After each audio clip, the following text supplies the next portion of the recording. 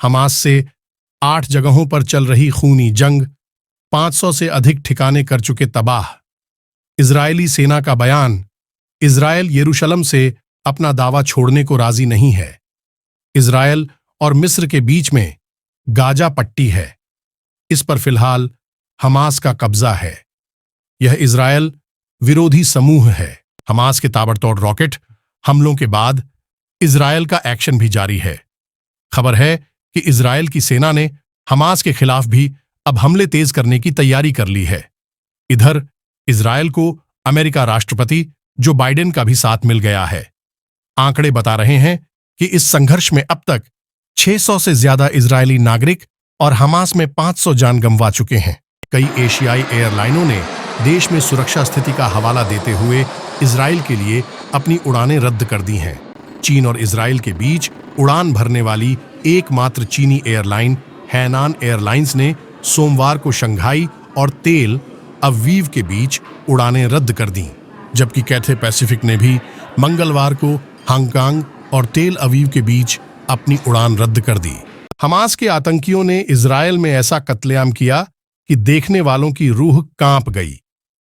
Gaza पट्टी के पास एक म्यूजिक फेस्टिवल की साइट से 260 शव बरामद हुए हैं। इजरायल की रेस्क्यू सर्विस जाका का कहना है कि यह आंकड़ा और बड़ा भी हो सकता है। पूरी संयुक्त राष्ट्र में इजरायल के स्थायी प्रतिनिधि गिलाद एरदान ने कहा कि इजरायल को स्वयं की रक्षा के लिए दृढ़ता प्रदान की जानी चाहिए। विश्व के अन्य देशों से मदद चाहिए। इजरायल निर्दोषों को निशाना बनाने वाले आतंकवादी समूह और इजरायल के लोकतांत्रिक राज्य के बीच किसी भी झूठी अनैतिक तुलना को स्वीकार नहीं करेगा। इजरायल हमास पर भारी कीमत वसूल करेगा ताकि जो हमने देखा वह कभी दोबारा न हो।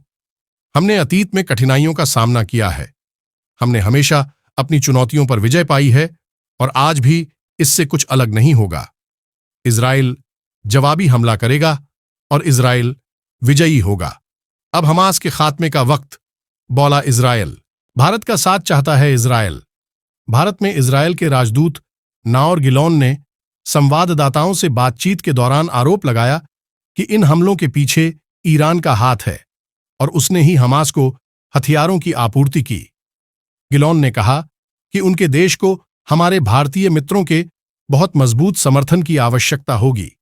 उन्होंने कहा, भारत दुनिया का एक बहुत प्रभावशाली देश है। यह एक ऐसा देश है जो आतंकवाद के दर्द से परिचित है और इस संकट को समझता है। इजरायल के लिए चुनौती सिर्फ हमास के आतंकी नहीं बल्कि उसकी सीमा से लगे अन्य देश भी हैं। इस कड़ी में लेबनान के हिजबुल्लाह समूह ने इस हमले का फायदा उठाना शुरू कर भी दिया है। इजरायल को आशंका है कि लेबनान के अलावा जॉर्डन, ईरान, सीरिया और मिस्र भी उसके खिलाफ कोई रणनीति बना सकता है। एक रिपोर्ट में दावा किया गया है कि इजरायल की खुफिया एजेंसी मोसाद ने ऐसी किसी भी आशंका से निपटने की तैयारी शुरू कर दी है। अमेरिका पूर्वी भूमध्य सागर में युद्धपोतों का एक समूह भेज रहा है क्योंकि हमास आतंकवादियों के घातक हमले के बाद इजरायल ने जवाबी कार्रवाई की है जिसमें सैकड़ों लोग मारे गए थे। इजरायल और हमास की लड़ाई के बीच कुल मौतों का आंकड़ा 1300 पर पहुंच गया है। इजरायल का कहना है कि उसके यहां 800 लोगों की मौत हो चुकी है, जबकि गाजा ने अपने यहां मौतों की संख्या 560 बताई है। अमेरिका ने उसके 9 नागरिकों की मौत की पुष्टि की है।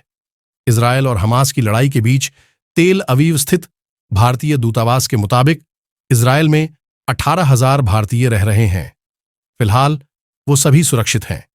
इजरायल पहुंचे भारतीय पर्यटकों ने दूतावास से सुरक्षित निकाले जाने की अपील की है। इजरायल के प्रधानमंत्री बेंजामिन नेतन्याहू ने युद्ध की स्थिति की घोषणा कर दी है। उन्होंने रिजर्व सेना को भी बुला लिया है। इसके अलावा हमास के साथ अंत तक लड़ने का वादा किया है। उन्होंने गाजा के कई हिस्सों में रहने वाले फिलिस्तीनियों से तुरंत क्षेत्र छोड़ने को कहा है। उन्होंने एक संबोधन में कहा, हम इस ब्लैक डे का प्रतिशोध लेंगे। हम उन सभी लोगों का बदला लेंगे जिन्होंने अपनी जान गंवाई है। हम हमास के सभी ठिकानों को निशाना बनाएंगे और गाजा को एक निर्जन द्वीप में बदल देंगे। मैं गाजा के नागरिकों से कहता हूं, तुम्हें अब चले जाना चाहिए। हम गाजा पट्टी के कोने कोने को टारगेट करेंगे। गाजा में रहने वाले 20 लाख लोगों ने अपनी रात अंधेरे में गुजारी। इस हिस्से की लाइट इजरायल ने काट थी और लगातार बमबारी की। हमास ने भी इजरायल पर रॉकेट दागे, जिनमें से कई को हवा में ही मार गिराया गया। गाजा में बड़ी संख्या में घायल है, जिनकी भीड़ अस्पतालों में देखने को मिल रही है। गाजा के स्वास्थ्य मंत्रालय के मुताबिक 232 लोग मारे गए हैं और कम से कम 1700 लोग घायल हुए। हमास की ओर से कहा गया कि उसने इतने इजरायलियों को बंधक बनाया है कि फिलिस्तीन के नागरिक इजरायल की जेलों से रिहा हो सकें। गाजा के स्वास्थ्य मंत्रालय के मुताबिक 232 लोग मारे गए हैं और कम से कम 1700 लोग घायल हुए।